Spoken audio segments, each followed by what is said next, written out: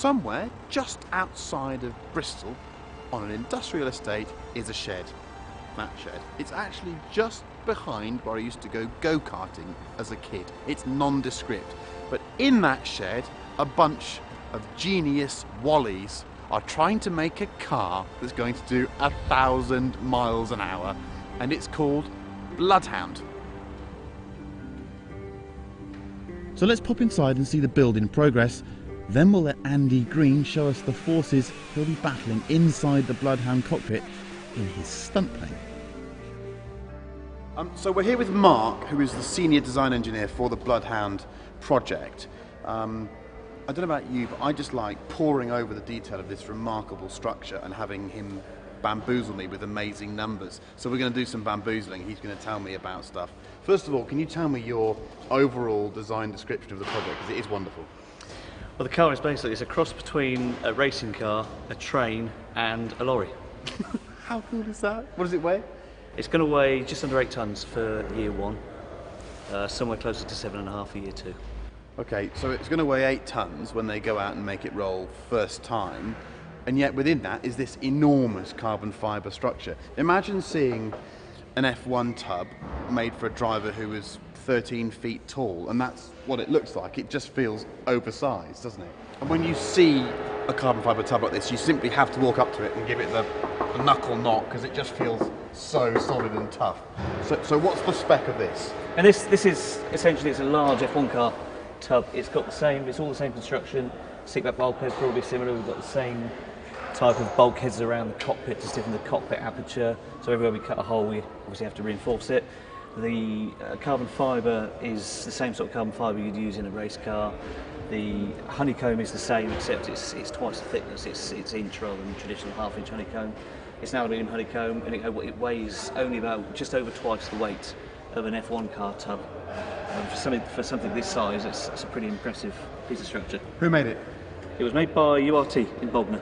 In Bognor, I love that. Bognor Regis. And had they done anything this big before? It's massive. Have they got an autoclave big enough? Obviously they have. Yes, they do some fairly large military work as well on some of the armoured vehicles and things. So this wasn't really any larger than they've done. I don't think they've ever done a racing car part this large before. It's just, honestly, it's vast. It's just absolutely huge. Now, side impact protection, I presume you don't need the same amount as an F1 car, do you, down here? We do have side impact protection, but it's for entirely different reasons. Obviously, we're not going to have another supersonic car T-bone us like you would do in a racing car. But over this area, we have what we call ballistic protection. So it sits behind the tank. It's about an inch thick, and it's an Aramids composite. The exact structure is a secret to the guys that are making it. But it will basically stop. It would stop a Colt 45 round at point blank range. We've sized it appropriately that if the car lost a chunk of wheel which wouldn't cause loss of the car, it can hit this ballistic protection and not break out through the back face of the monocoque. So it protects Andy. We've also got water's quite good at absorbing energy, so over the ballistic protection we've got the water tanks. So we test the ballistic protection assuming the water tanks aren't there, but we've then got a little bit extra headroom because we have the water there will absorb the energy as well. Ballistic protection, because of course a stone, well, I got hit in the forehead by a wasp on my motorcycle, and it really hurt doing about 75 miles an hour. So what does a stone do at 1,000 miles an hour? It's going to hurt. It's going to smart. It is, isn't it? Let's go back here a bit. Mark again made a lovely description about the sort of modular nature of this, because it just looks like it was made not only in 4 different countries, but in sort of 4 different eras of engineering. So we've gone from sort of high-tech carbon here, and now it's just a load of rivets and steel. This thing looks more like Forth Road Bridge than a racing car. Have you basically exhumed Isambard Kingdom Brunel? Pretty much. Bristolian background to come and make you something. And it's a function of the manufacturing processes we have available. We make great use of partners that do stuff either reduced price or for free. Yeah. So we make sure we utilise them as well as we can.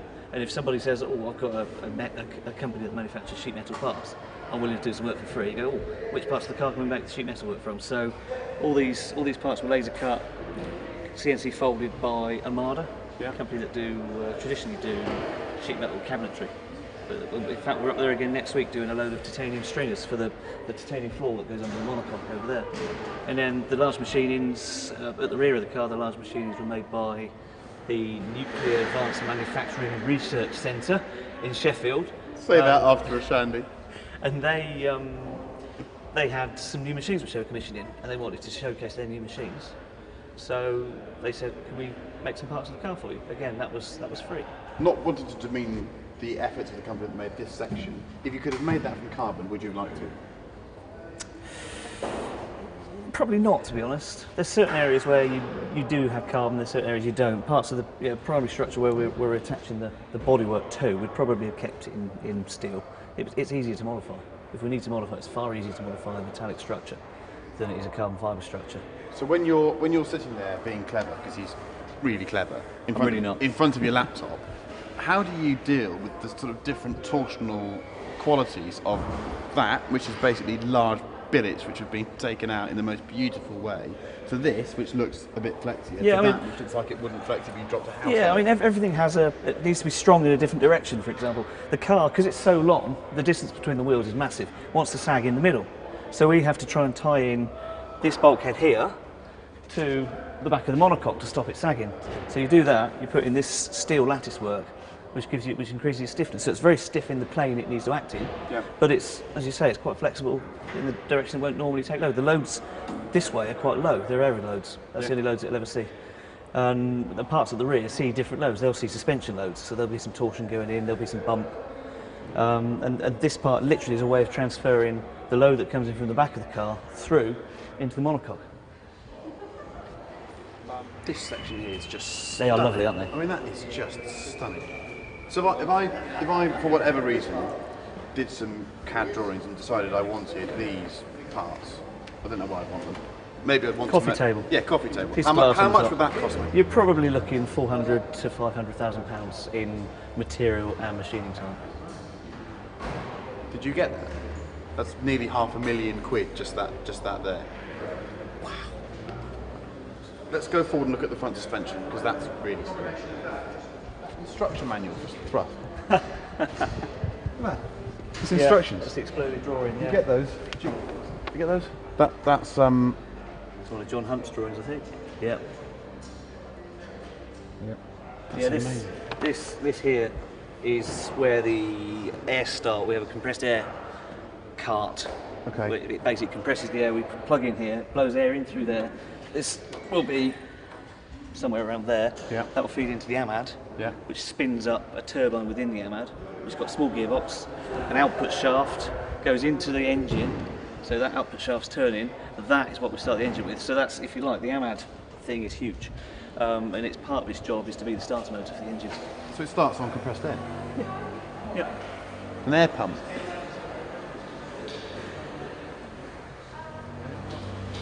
This front suspension assembly is actually pornographic for anyone that likes racing cars or any kind of engineering bits, because it's beautiful. I want to start here and discuss what spring rate might be on these enormous sort of coiled black mambas, but I'm afraid your eyes are drawn to these wheel carriers, which are just, I mean, they're absurd. I've never seen anything like it. I mean,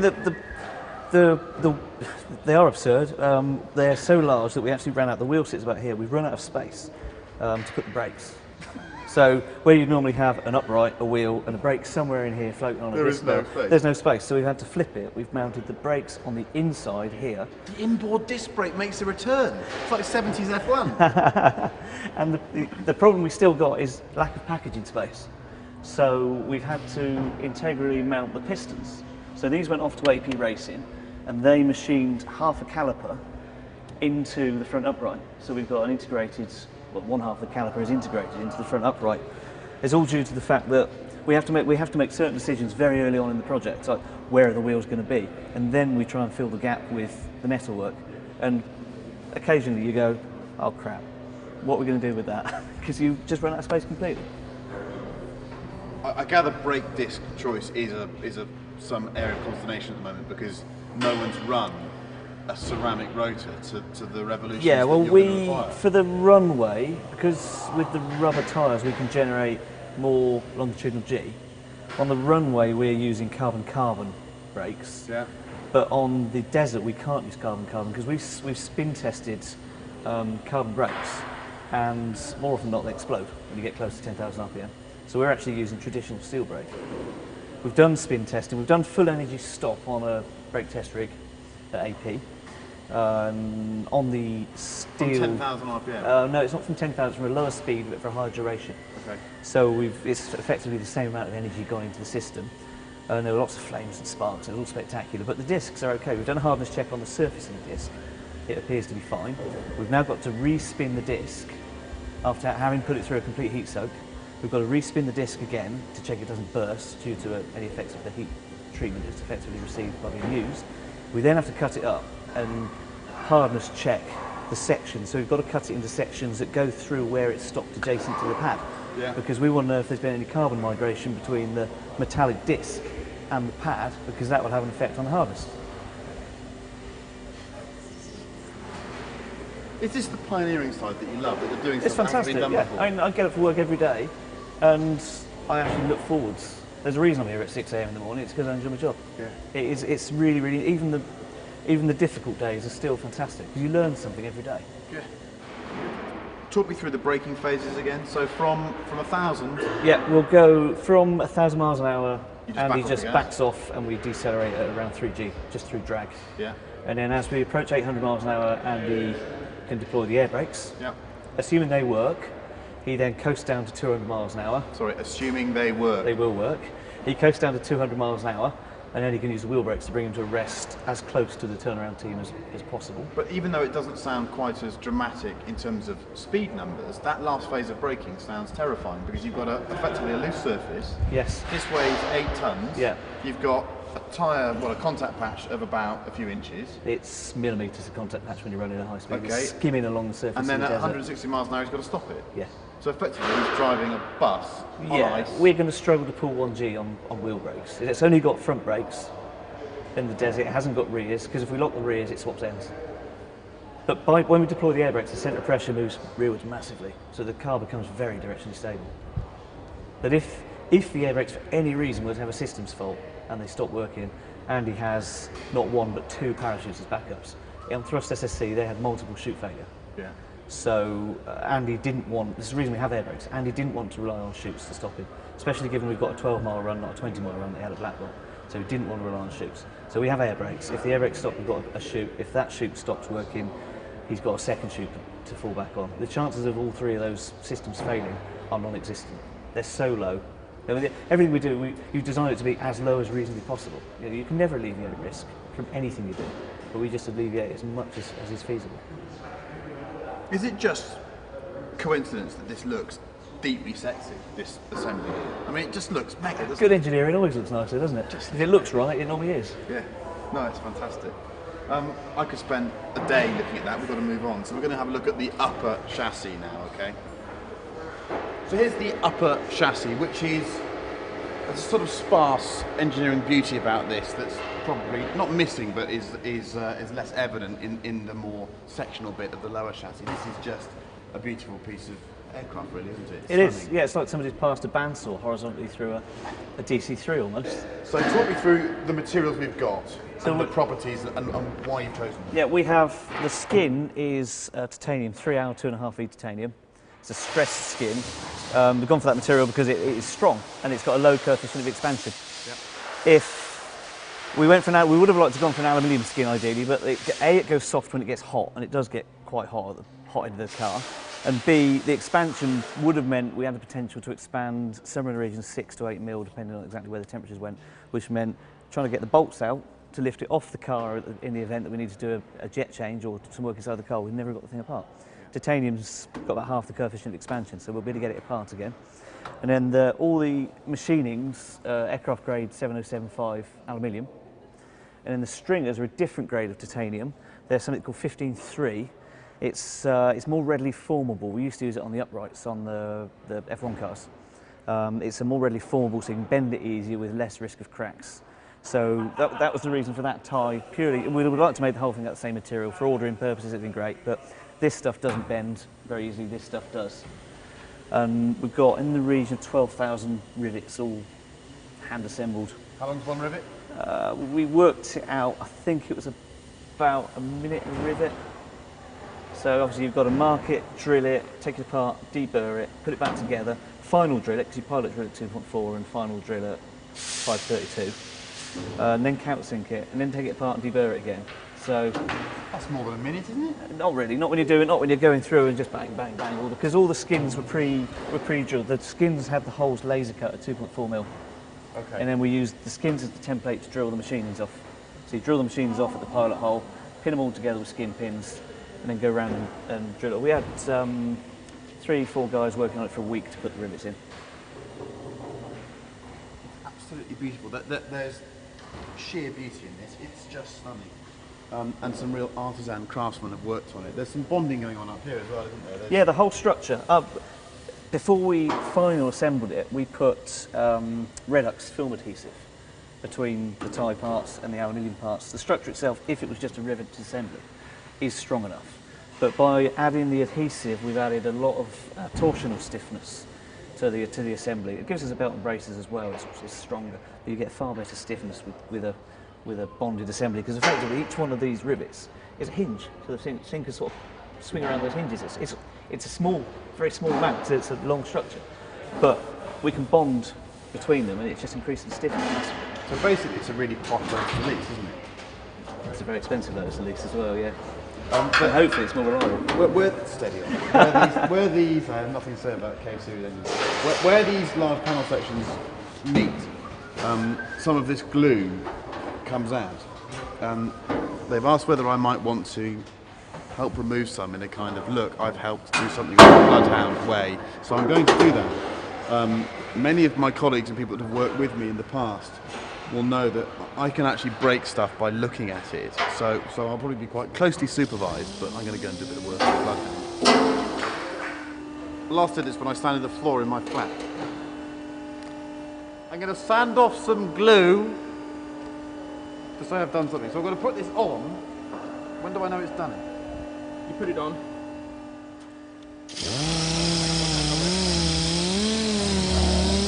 Move it along.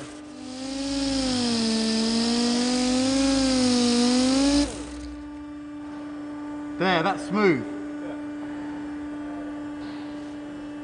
So when it does 1,000 miles an hour, I'm going to say I was a crucial member of the team that constructed this amazing vehicle.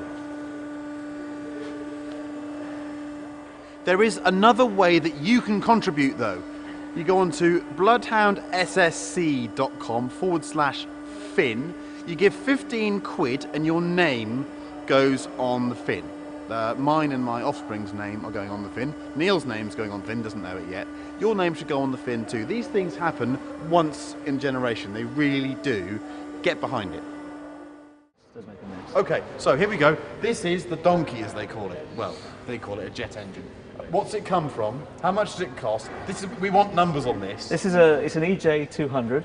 It's from a Eurofighter, which is otherwise known as a Typhoon. It's in the region of £5 million a shot, and we're lucky enough to have a long-term loan of 3 of them. This is our, if you like, this is our show engine we take around the shows. We will use it for spares if we have to. We have 2 others which are short on flight hours, so they're very limited on the number of hours they've got left. They're allowed to be in the air for, but they're ideal for us because if it stops, the car stops, it doesn't fall out of the sky. Yeah. So they're perfect for us, and we're very lucky to have 3 of them. Obviously, it's one of the coolest mammoth objects, isn't it? It's just. It's a lovely thing. It's Yeah. just stunning.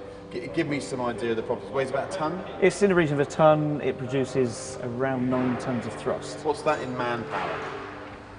Come on, what are we? 20,000 horsepower, 30,000? Well, the whole car is roughly equivalent to 135,000 horsepower with the rocket as well. It's just, can you imagine a bloke comes in, yeah, I just bought a Evo 9, got 330 horsepower, and you go, I've got 100. I mean, it's just brilliant, isn't it? What a great number. Yeah, it's a difficult thing to put a number on because rockets, jets, thrust figures, but to go at 1,000 miles an hour, given the drag figures we've got on the car, you would need approximately. What would this drive Bloodhound 2 on its own if you were to use all of its performance? 6 to 650 miles an hour. On its own? On its own, yeah. So close to a record, but not close enough. Wow. And how many hours are left on the ones that you've got? I believe it's no more than a couple of hours. Is it? But that's, I mean, we use the jet for maximum of 2 minutes a run. And we're looking at doing, during the life of the vehicle, both years running, around 60 runs. So a couple of hours is perfect for us. Yeah. It's absolutely perfect. And when you finish with them, you eBay? eBay, yeah. Yeah? I don't know where they're going when we finished. I believe they'll probably be off to a museum somewhere. Hopefully they'll leave one in the car because it'd be lovely to keep the car together. Yeah, they're just, I mean, I don't even know where to start. They're just gorgeous things.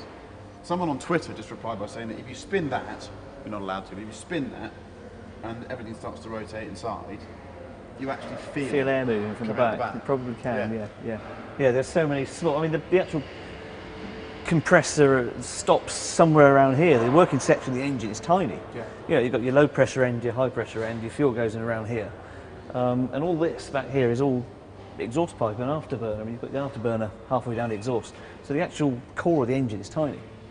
So this is the kind of the initial guts of Bloodhound. The revolutionary part is this hybrid rocket system. So effectively, this gets Andy up to 300, 350?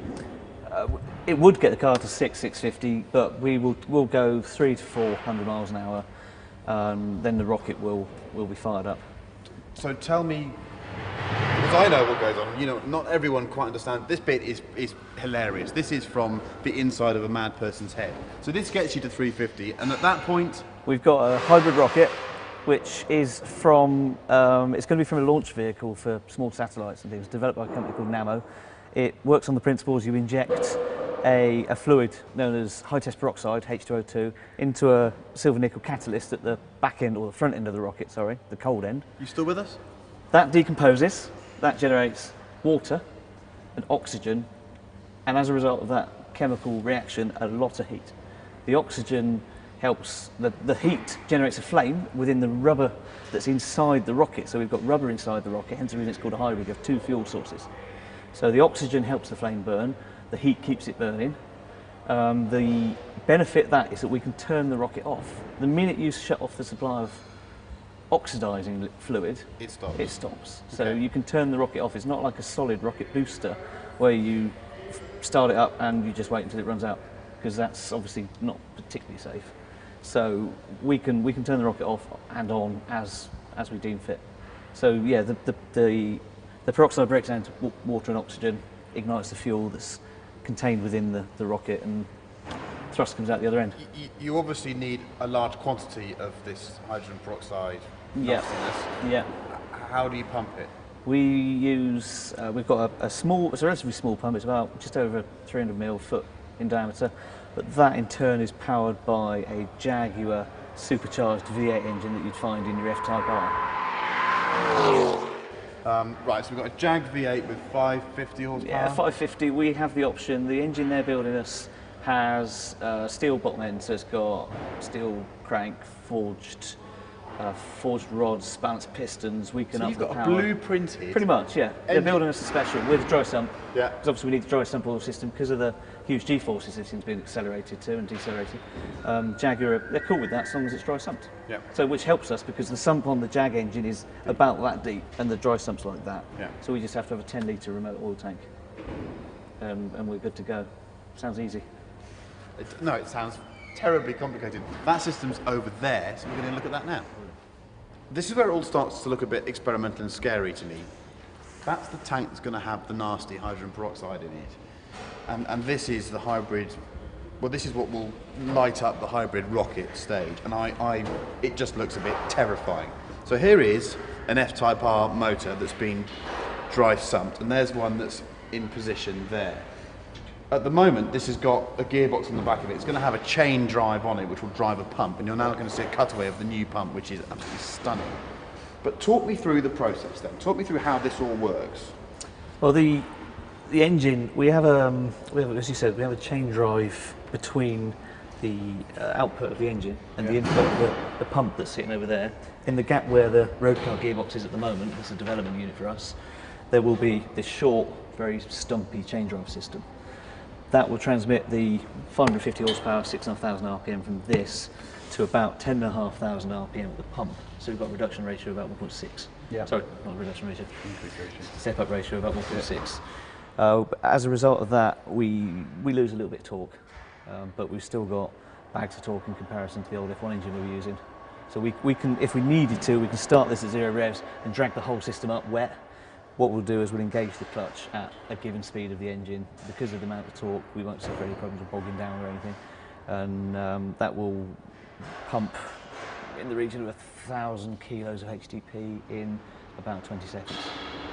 Can I have a ton of it? Ton of HTP, yeah. But is that the actual tank? That's our test tank. That's the reason it's inclined. Normally it would be flat, so this would be horizontal in the car. That's just to sort of simulate G. That's just the best we're going to get. Obviously, is 1G. Yeah. But that helps us just get the fuel down through this pipe, out through the pump, into the rocket system. Yeah. Are you listening to this? It's absolutely harebrained. It's incredible. What's the performance difference between this and the F1 engine then? Well, have you run them together to see which can evacuate that tank the quickest? We've run both of them at separate times. The F1 engine revs far higher, but we're still only turning the pump at 10,000 RPM because we had a reduction box. Okay. So we're getting the same speed at the pump. So we'll empty the tank at the same rate. Okay. The challenging thing about fitting the Jaguar engine is it's just a little bit larger than a CA2010 Cosworth engine. So that's not been an easy part of the project. The guys that are working on it have had some headaches. They've got it in, but there's not enough room in there to work on it. So how do you deal with an intake airspeed of 1,000 miles an hour into one of those? Yeah, we do have to throttle it back. We're going to have a butterfly throttle, if you like. I think the one we've tested is from Ford Fiesta, I believe. But it's just a way of slowing the air down. We'll use this butterfly to throttle the air down to the correct speed, thus heating it up to about 65 degrees C because of the amount of energy we've had to. So we then have to intercool that to get it down to a temperature that the engine is happy to use. This engine being less sensitive than an F1 engine, so it's not as much of a big deal, but we still do have to cool it down to 65 degrees C. I'm going to do some really gratuitous product placement here because I want to. Because I say certain Jaguars are good cars to drive, that doesn't mean you should buy one. The reason you should buy one is because they're involved in this, and this is really cool. And they finally stepped up, as a car manufacturer should have done, and have endorsed this, which is fantastic. Go and buy a Jaguar now. So you've seen around the machine now. It is bamboozling, isn't it? The 1,000-mile car, but one bloke's got to drive it. It's called Andy Green. You've heard of him. He already has the land speed record. Now, Andy said to give us an idea of what it's going to be like to drive the car, the best thing to do would be to go up in his stunt aircraft and experience the G-forces and what it's going to be like. What you didn't know about me is that I'm terrified of flying, so here's me going up in a stunt plane with Andy Green.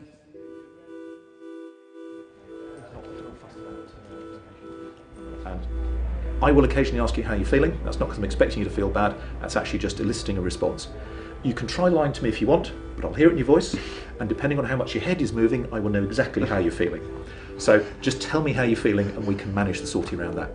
As I said before, there is no point in you coming back and falling out of the aeroplane, because actually it won't make good You use the word saucy, that slightly worries me. That sounds quite official, that's like we're going on a mission. Yeah, it's the way I think about it. Aeroplane performance itself, 0 to 60 in, well, on concrete it's about 5 seconds. It's a little bit more because of the grass here, but it's a few seconds, and at 60 miles an hour the tail's up and the aeroplane is lifting, so it won't take very long.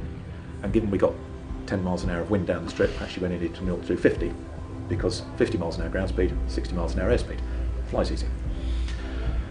We talked about the positive and negative G already. To give you some idea of the rate of roll, and we can demo this when we're up there, just to give you a feel for what the aeroplane will do. If you take an airliner, 45 degrees of bank, and whack the controls hard over, it will take about 12 to 15 seconds to actually roll from one side to the other, 45 degrees. Go to a Cessna, and you're actually looking at maybe 4 or 5 seconds to go 45 degrees. This aeroplane, in 5 seconds, if you whack the controls hard over, you will go 45 one side, 45 the other side, with 4 aileron rolls in the middle. Goes around at 400 degrees a second. We won't quite do that, but I'll just give you a sense of what it was designed to do, which is win World Aerobatic Championships. So what we'll do is we'll take off from here, we'll go about 5-10 miles out, just find a little clear area at High Wycombe, 10 miles down the road, so we'll go out somewhere there, just find a bit underneath the cloud. And then we'll talk about doing the Bloodhound profile. which will be about 2 minutes long, and will simulate the various stages of accelerating G and then decelerating G I'm going to get with Bloodhound. And of course, with the Bloodhound sort of semi-reclined driving position, accelerating involves blood going from my feet towards my head. Yeah. It's a bit like hanging upside down in a tree, as we talked about earlier, but slightly more aggressive because it will peak at about 2G. And the slowing down when you close the throttles on Bloodhound, because we're looking at maybe 17 tons of aerodynamic and rolling resistance total drag on the vehicle at 1,000 miles an hour, the vehicle slows down at just about 3G. That's 60 miles an hour per second. That's a 60 to 0 in 1 second, if you could imagine doing that in a road car. No, you can't, because you'd actually need to crash into something. It's a fairly violent experience, and the change from the feet first negative G to the positive G, all of a sudden the blood is trying to rush from your head to your feet, is not only very uncomfortable, but it's actually physiologically difficult for your body to cope with, because the negative G, your body adapts with something called the baroreceptor reflex, where your blood vessels dilate, your blood pressure goes down. When you suddenly go to that positive, you may struggle to maintain full consciousness and full vision. And part of the way to do that, and I will remind you briefly at the time, if you can hear it over the noise, is tense up your leg muscles, tense up your stomach muscles, and actually just brace against it. Just the lower half of your body. Don't tense up the top half, otherwise it counteracts it. In fact, if you actually tense the wrong half, you can actually make it worse. So it's just from your rib cage down, tense the lower half of your body, and actually resist the G. It only lasts for a few seconds. Even if you are starting to grey out, it'll come back very, very quickly. And I'll notice that at that stage, because your head will stop moving, and if it gets really bad, it goes down, at which point I'll wait until it comes back up again and you wonder where you are. Happy? Absolutely. Questions? No. Good. Oh, genuinely not sure about this. Still, we get to experience the G-forces of Bloodhound. For the avoidance of doubt, I find 737s terrifying.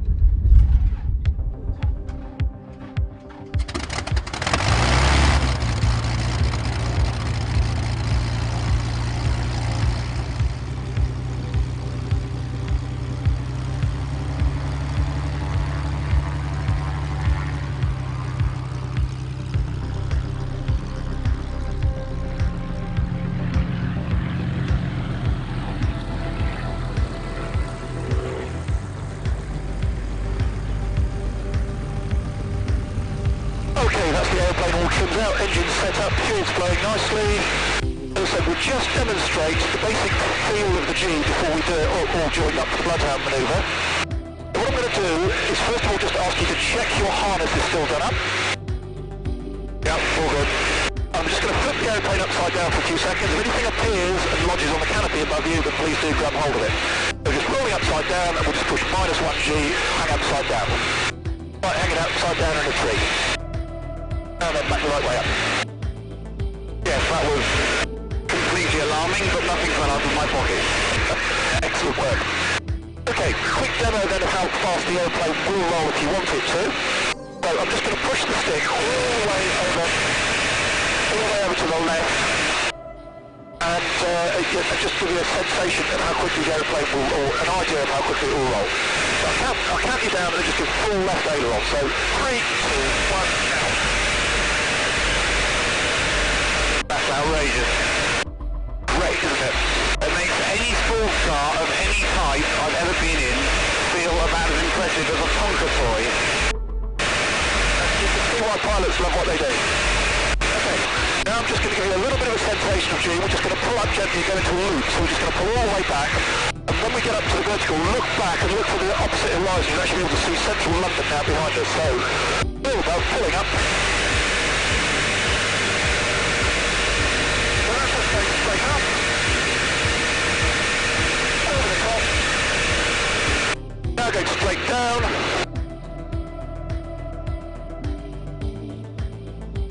And then tipping out about 4G at the bottom. Deary me. Oh. How are you feeling so far? I feel absolutely fine, he says. Deary me. Excellent. Well, as long as you're willing to lie to me and say you're fine, then we'll do the next bit. Okay, so we talked about the Bloodhound manoeuvre and all of the G, but we're now actually going to do that. I talked about the lookout turn, so I'm doing that already. And what we're going to do now is we're going to simulate doing a using Bloodhound, being at the end of a 12-mile track, and simulating the G profile that will take me to the other end of a 12-mile track in 2 minutes. So we're sitting there, all the team are deployed across the track, it's all been tested nice and clear. Just going to reverse the turn now, turn away from High Wycombe.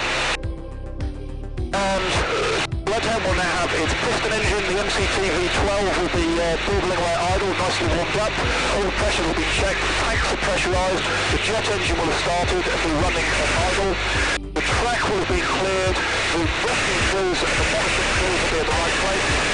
And with all of that in place, I will be given clearance to roll by the run controller, so I'll ease off the brakes, put the power on and wind the jet engine up to full power, full drive power straight away. Half accelerating at about half a G, as we get up to 100 miles an hour, engage the reheat, and immediately get minus 1 G acceleration, 20 miles an hour per second.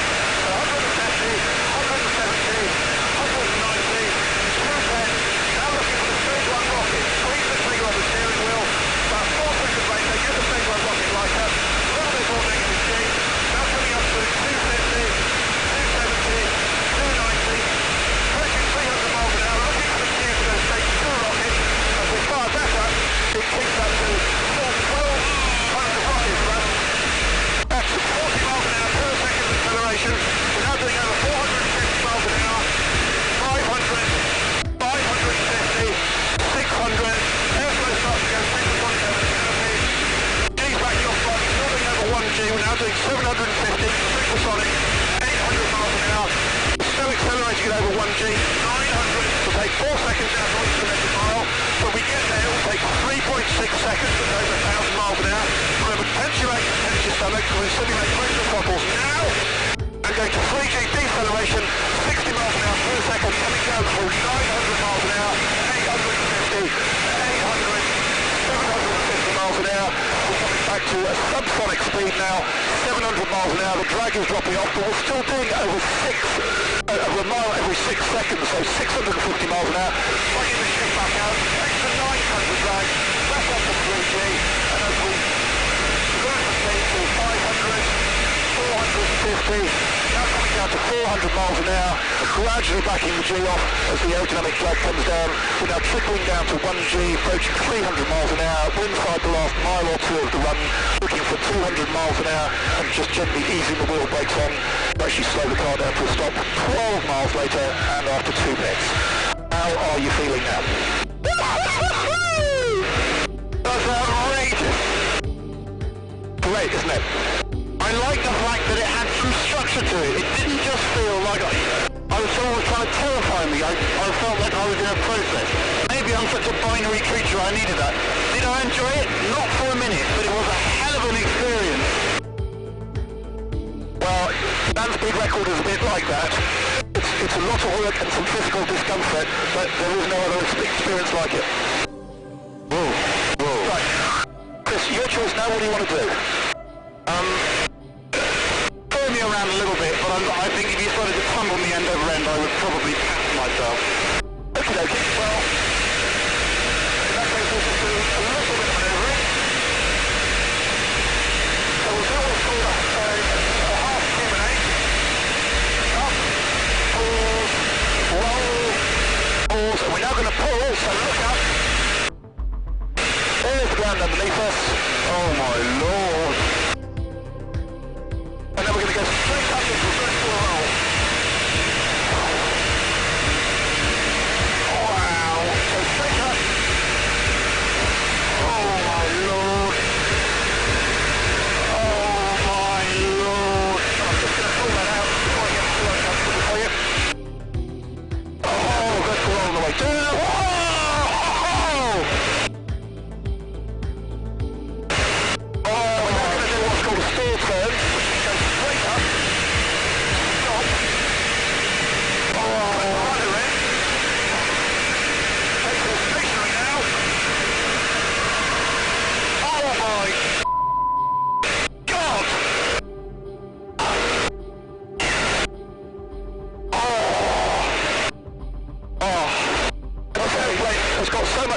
So much lift that you can actually fly it on the edge of the fuselage like that. Oh my! Oh, that's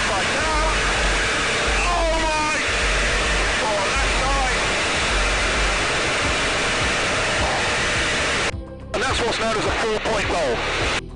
Off the edge, upside down, other edge, back upright again. I think I go back in now. I was about to suggest the same. Deary me!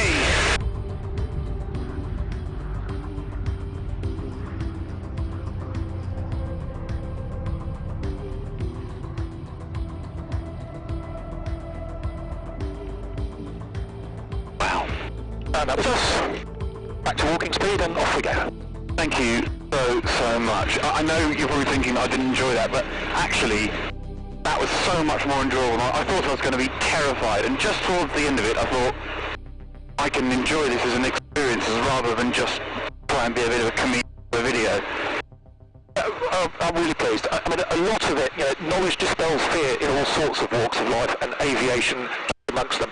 That's why we started with the brief on 23G and 400 degrees as, some facts and figures on this is a wow aeroplane. But it also gives you the confidence that it's bulletproof, never going to let you down.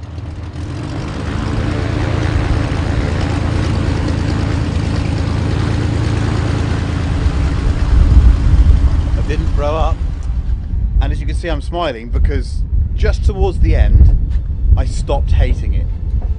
I'm not saying I liked it, but towards the end, and I liked the run that we did because it had a purpose. So I was being talked through a simulation, so it had a purpose. It didn't just feel like mindless cocking about in the sky, which obviously scares one more. But all in, deeply alarming what this can do. Deeply alarming. It's unbelievable. It makes anything you can do in a motor car seem totally puerile and childish because it's so much more grown up. Wow. And if that's what he's got to do, if those are the forces Andy has to be under when he's driving Bloodhound next year, then as I've always said, fair play to him. I don't envy him at all. I admire him. I don't envy him at all. It's a great way to spend your time. That is outrageous. I think. Hey, congratulations. Thank you. That is. It's a different, whole different game to cars because the canvas on which you can paint is limitless, isn't it? Yeah, exactly. The performance of it. And you just whack the throttle open and bang, you're up. And I did find it alarming to start with, but I took the breathing exercise thing on board, and I tensed my legs. I didn't grey out at all, and I feel Sure, guys always cope with G better.